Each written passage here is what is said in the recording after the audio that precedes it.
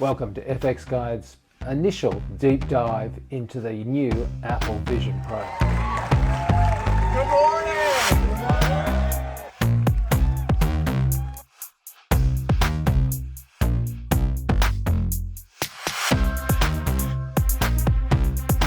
Hi, I'm Mike Seymour, and welcome to this look at WWDC and Apple's move into AR, VR, and XR. Okay, so the big problem in the past was, well, with VR in particular, just the sort of, well, I say there's two problems really. This is the original HTC Vive headset, and you know, we obviously got it a little extra rigged up. In fact, this is the one that I used for Meet Mike, so it has extra cameras on it and stuff. But the cabling and the whole thing, it's like really bulky and heavy. And it's very heavy at the front, so it would actually cause you to have a bit of a neck strain because of the physical weight on it at the front, so it weighed your head down. But that's still going back a few years, right? And then they got lighter weight and smaller. This is the Oculus Rift, and you know, a smaller, better headset, but still has the same inherent problem, which is when I was to put it on, I'd be encased in my own world. I couldn't see anything that anyone else was doing. And quite frankly, with my family, with my wife, I don't want to sit there sort of isolated from everybody else. And so while they got progressively better in terms of resolution and addressing some of the things like motion sickness, you still just have this inherent problem with VR that you're isolated from the world. So we all thought, okay, what we really want is something that you can have overlaid on the world. And that's where Magic Leap came in. They had enormous promise. I mean, just ridiculous amounts of enthusiasm around Magic Leap. And when it finally came out, we had the Magic Leap. This is the original creator. And the thing about it is, it kind of worked, but it kind of didn't. One of the problems is it's still kind of bulky, but also it didn't have terrific resolution and applications that really worked with it. Also, you couldn't wear it if you had glasses. In my case, I normally wear glasses, and I couldn't use this with glasses. And kind of disappointed with that. And they went, oh, but wait a second, we can get, you know, special lenses that you can actually drop into this Magic Leap, and then you will. I'm like, brilliant. So, you know, I was investigating it extensively, and I was about to order it. And when I got to the final point of putting my prescription in for my eyes, it was discovered that actually that didn't work because I had the wrong kind of eyesight problems that could only be corrected in certain ways, and that wasn't the sort of lenses that they could pop in, and it just didn't work, right? So kind of good in principle, great hope, but didn't actually pay off. Then we had Microsoft's HoloLens. Now the HoloLens did work, but again, field of view was pretty limited, the resolution wasn't great, very bulky unit. So HoloLens gave way to HoloLens 2 and perhaps a HoloLens 3, but the problem here is it's just a bulky kind of big item, and it's sort of retreated into just effectively quasi-military or commercial applications. It's not really a consumer device, and it certainly doesn't have applications that would embrace that. So into this rather kind of bleak landscape of either specialist VR for enthusiasts, but only really enthusiasts, or kind of specialist niches, Apple has decided to tread. Which brings us to Facebook. We're in San Francisco where we're doing interviews with ILM, Pixar, and doing general research. I was going to record this, well, out in the sunny streets of San Francisco, but while we were here, Facebook decided to discuss, or rather launch, I guess, the Quest 3. Now, they already had the Quest 2, and they had then the Quest Pro. The Quest Pro being significantly different because instead of having Fresnel lenses, it actually had what's called pancake lenses, which meant that your eyes could look around, whereas the Fresnel lenses, where you were looking straight ahead, was sharp, but to the edges was, but you tend to move your head more than moving your eyes. The Pro started at $1,500, but quickly moved to $1,000. But still, it was kind of bulky and large, though now without the problem of having to be tethered, you've gone wireless. The Quest 3 is going to be even cheaper, only $500. So the question is, how will it compare to whatever Apple may come up with? Quest Pro had color coming from the outside cameras in, so you in fact had AR. Unlike the Quest 2, it was nice and colorful. So that's obviously going to be in the Quest 3. So the Quest 3 is only $500, which is obviously a lot less than what Apple was predicted to. But we're definitely going to find out what's going on because tomorrow we head down to Cupertino.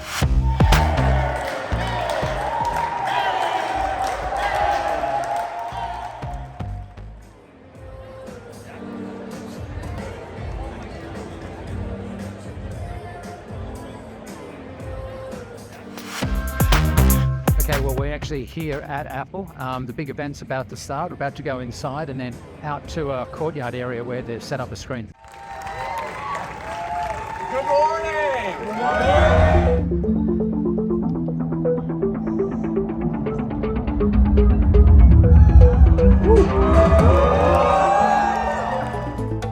morning. Introducing Apple Vision Pro. The era of spatial computing is here.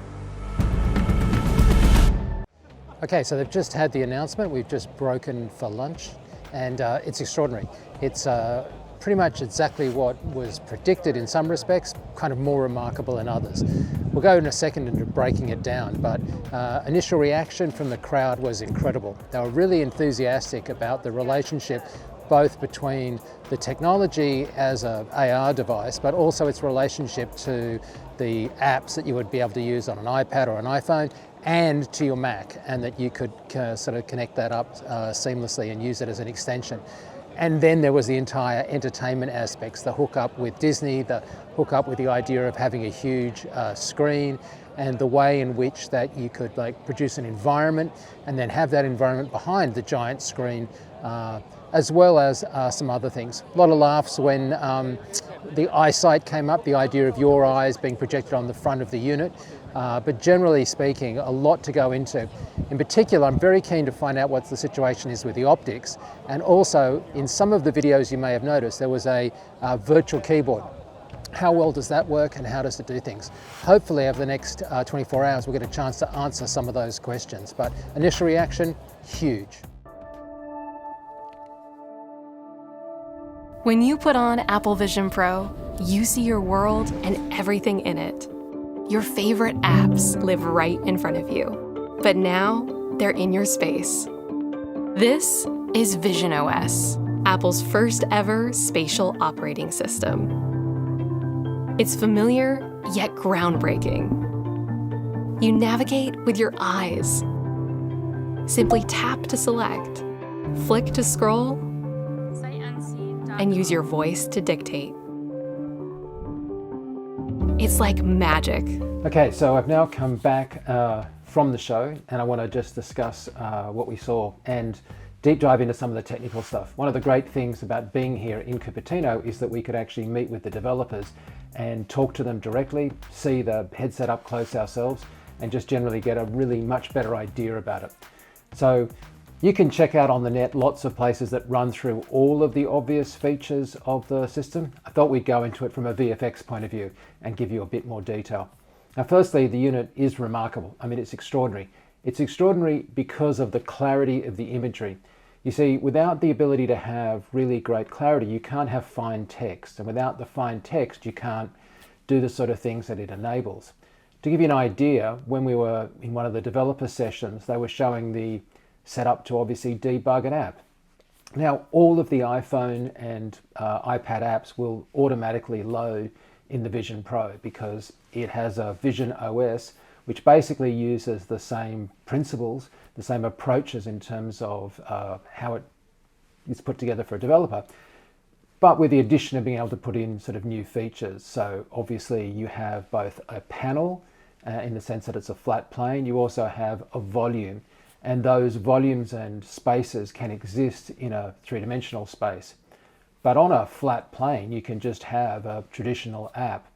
You can then, of course, augment that to make things come out from the screen when you look at them, or have side hovering menus. But nevertheless, it's going to be able to run all the iPad and just traditional apps as is out of the gate. Anyway, so in that development environment where you're just kind of looking at, hey, I'm going to take my app in and change a few settings, basically do some more work so that it does take advantage of being able to have some three-dimensional sort of interaction. You can, of course, preview it on your screen. So if you've got a studio set up there and you've got your normal monitor and you haven't got any headgear on yet, it's just showing you that and what it would look like as a kind of a simulation over any kind of background. But here's the remarkable thing, right? The other thing you can do is you can actually put on the Vision Pro and continue to work on that code while seeing it actually hovering in 3 dimensions, because you can just look at your Mac and that will bring up what's coming up on your Mac. So if you've got Xcode running, you could have an Xcode window and the sort of the app that you're debugging right there while doing it. You can actually work inside the system, which is just astounding to me, right? And it's possible because of the accuracy of your fingers. Now, if you're trying to do that kind of coding work, what you'd obviously need to be able to do is type. You can type on a virtual keyboard, you can speak, and obviously the microphones in the headgear will convert that. But also you can actually use a traditional Apple keyboard, like a real one, and that will just allow you to type and go into the system. I say the system because it's the computer in the actual headset that's doing all this, right? It's not actually, it's a bit confusing, I guess, but you can just work standalone in the headset. But in this particular example I gave, you can also look at your Mac, bring up what's on your Mac, and then continue typing with a, physical keyboard. And that's also possible because the entire system is predicated on this idea that you can either be having, in that case, partial views, as in part of my view is hovering virtual elements, and then part of my view is just what's going on in the room. And so because they have a lot of down-facing cameras to allow you to have finger control so that you can click on things or do things using your hands, which you're sitting in your lap. Similarly, you can easily have a keyboard sitting on the table, which you can be looking down at. I'm not a very good touch typist, so that would be important to me. And of course, separately, you could have a hovering 3D keyboard that you could work on. But that ability to have like fine type that is actually sharp comes from the 4K that you've got in either eye, the OLED displays, which are just so bright, so sharp that you can make things out, coupled with the number of sensors that they've got, being able to see into the outside world. So it just makes for a remarkable development environment and a remarkable experience. Now, what we're interested in, of course, is in addition to the amazing applications of being able to watch a movie or get anything from, Bob Iger was at the presentation yesterday and Disney was here, and they were obviously very keen to promote the fact that they'll be available in the Vision App Store when the Vision App Store launches next year. So they'll be there right from day one with all of the content that comes from Disney. But in addition to that kind of stuff, which I'm sure other videos will cover, there's the ability to make original content. And so we thought we'd get into how some of that works. So as I said, you've got a development environment, you can bring things in, and they would be USD, and those USD are using Material X, and you would be able to bring in, and they gave examples of like Houdini and Maya to bring things in.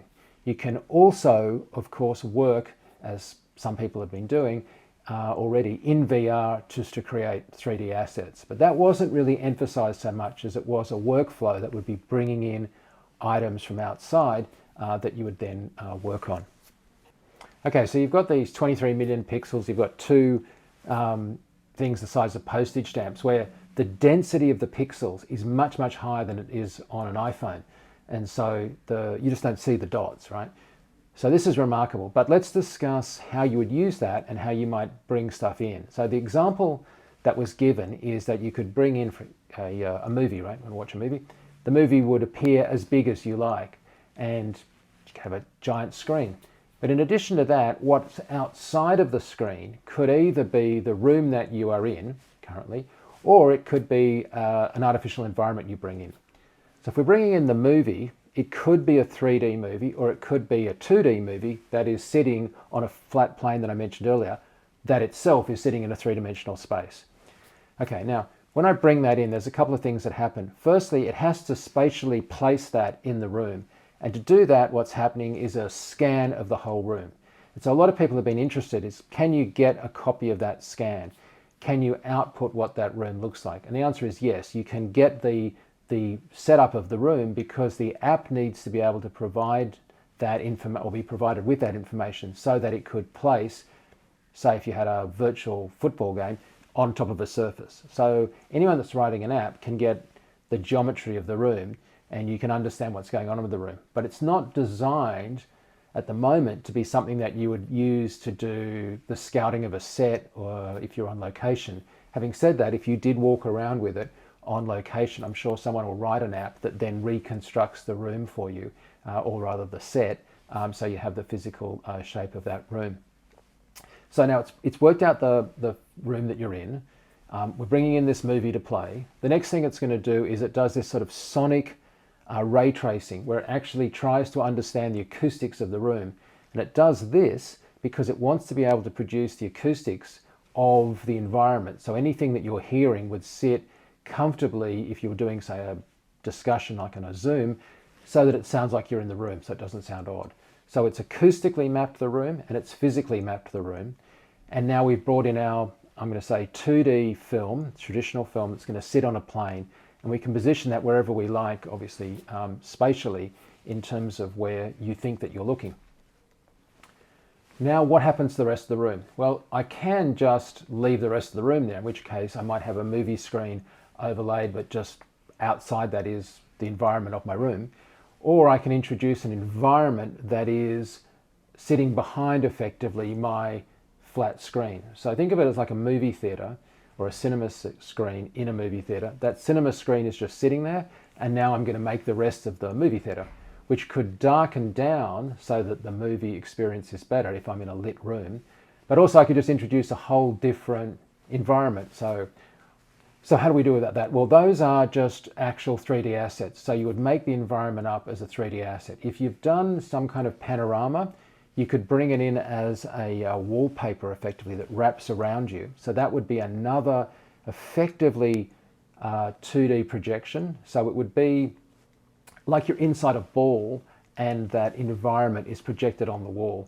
And so at distance, you don't have any stereo resolution. Like anything that's about 10 meters away, you can't have stereo depth perception on. So it would kind of just seem like it's a distant set of the outside of the 1 mile diameter campus of Apple.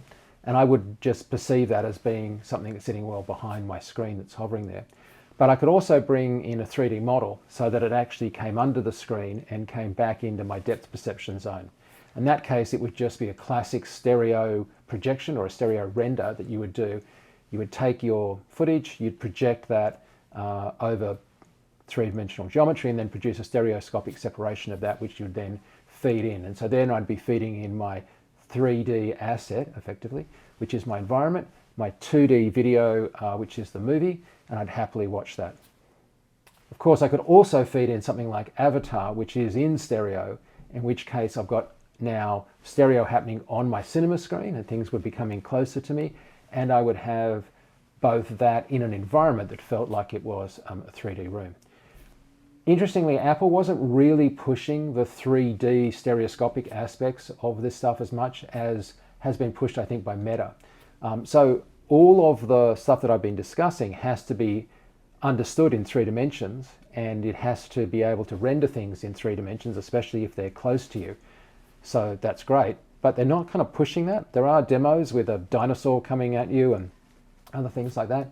But generally speaking, there's more a sense of just having these things sitting in your world, and not for a technical reason, I think just for a marketing reason, having things sitting in your world that you perceive depth on, rather than like jump scare stuff coming at you. And in fact, I think there are limits on how close things can get to your face.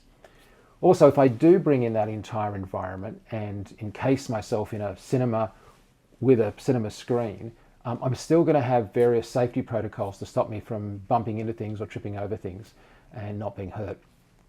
Okay, so now I'm watching that cinema screen and somebody comes up, it's going to start using the exterior cameras and bring them into my cinema room so that I can see them. So somebody can't come up and start talking to me and me not be able to talk to them. And if I do start talking to them, a version of my face, or rather my eyes, are going to appear on the outside of the Vision Pro, so it looks like I'm looking at them. That same tech is the persona of me that you would see if we were on a Zoom call. If you're on a Zoom call, I would appear in a box to you, you would obviously appear in my 3-dimensional space, and my version of me is derived from actually using the headset itself and turning it around and actually kind of scanning me. Now there's a little bit of confusion about this already because there are 2 scans of my head that Apple have been talking about. This one, where I would scan my head so I'd have a persona of me that you would see on the Zoom call, And the other one is that you would use an actual iPhone to scan the physics of my head, the size of my head. I've got a pretty big head. The scan my head so that we would actually be able to fit the product to my head properly. So if I buy one of these things, I'll use an iPhone to scan my head, and then they'll be able to provide me the right setup for comfort.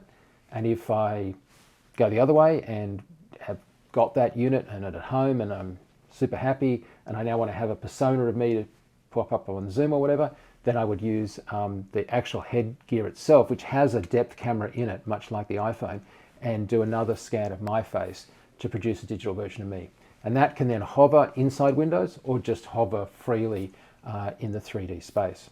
Okay, so back to creating content. If you're using the Reality Composer Pro, you can make an app. Now, the actual product is not going to be available until next year. And when it's made available, it's mainly going to be in the US. So how does that work? Well, in fact, developers are being seeded with the technology now for developing stuff and simulating it, but you can't actually have the headgear. Okay, well, that problem is partly solved by the fact that there'll be 6 locations that you can actually take your material to, like kind of development centers. They'll be in Cupertino, London, Zurich, Shanghai, Singapore, and Tokyo. Now, you might have noticed that Sydney wasn't on that list. So what would I do if I wanted to make an app and develop up something or convert an app to run in the new device? Well, I would actually use the simulator. I would make sure that it's all kind of working, and then I would submit it to one of those 6 locations. Apple will have a team that will take your app, evaluate it, tell you what issues that they have with it in reality, and then send it back to you. So in the intervening period between when a developer who's not in one of those 6 zones can have a direct contact with the hardware, they can send their software, have it evaluated by Apple and sent back. All so that by the time the App Store actually opens for the product, it has not only Apple stuff, not only the big stuff from people like Disney and the Zoom apps and stuff, but smaller developers are producing stuff. But I say, if you happen to be in Tokyo, you could take your actual software in and have a personal session seeing what it's like, even though that hardware is something that you couldn't take home at that stage. Which brings us to the last point, which I guess is the price. So no surprises here, it's been widely publicized that it's over $3,000, it's $3,500, which is a lot of money, but it is an M2 processor sitting in a brand new piece of hardware.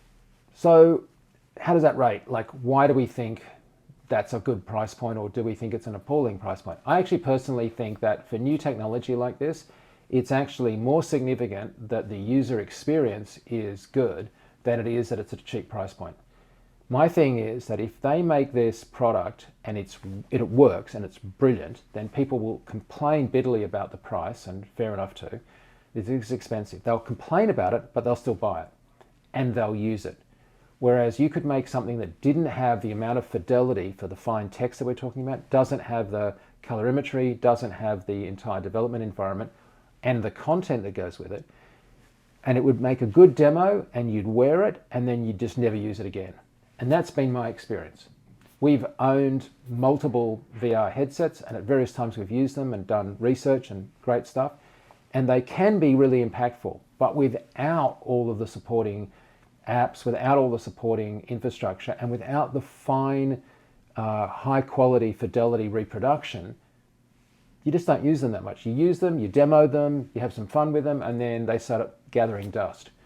So it's actually more important for Apple to come out with something that's expensive, that's an amazing experience, than it is that they get a lower price point. The thing is though, if it works, and it does, and it gives you a useful experience, if you can put it on and imagine sitting there and actually doing work and creating 3D environments, previewing virtual sets, working out architectural visualizations, doing a lot of digital twin work. And that's before we get to medicine and health and a bunch of other applications that I'm already super excited about. If it works, then the price point will be annoying, but actually not a determining factor in the success of the product. They'll sell as many of these suckers as they can make if they work well and people continue to use them. And if not, the whole category sort of fades and collapses and implodes on itself, and it becomes like 3D TVs. So I don't think that everyone will want this, and I don't think that it's perfect for everyone, but for certain applications that are highly experiential, with the data security and safety that Apple has been hitting on. So I guess I should have mentioned this earlier. While eye tracking, and the eye tracking is spectacular in terms of its precision, the eye tracking data isn't provided to the apps. All that's provided is the button press on your app. Your facial identity isn't provided. You can't export that persona and have people do things with it. So your data, your persona, your identity, in fact, each one of these things has a fingerprint lock, which is actually your eye. So it's basically your eye is your fingerprint for switching the darn thing on. All of that data stuff is there. So there's a huge amount of that. And with all of that in place and the health aspects that'll go along with that, in terms of being able to track your biometrics and stuff, all of that safely done, I think Apple's on a huge winner. So that's it from Cupertino. I am super jet lagged, having been getting almost no night's sleep, but seeing this thing firsthand has been just brilliant. So hopefully you've enjoyed this. Thanks so much for watching. See you.